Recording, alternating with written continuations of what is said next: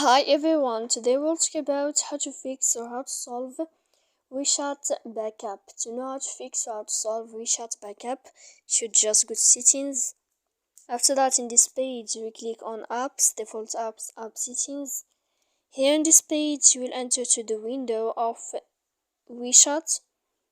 Then this page of app info, we click on first stop and we click OK. Then you will enter to the window of storage. After that, we click clear cache, and in the end, you can turn on your Wi-Fi, your airplane mode.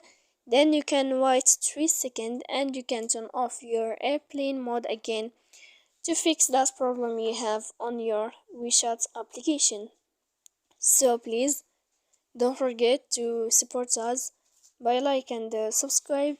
See you next time in another video, and thank you for your attention.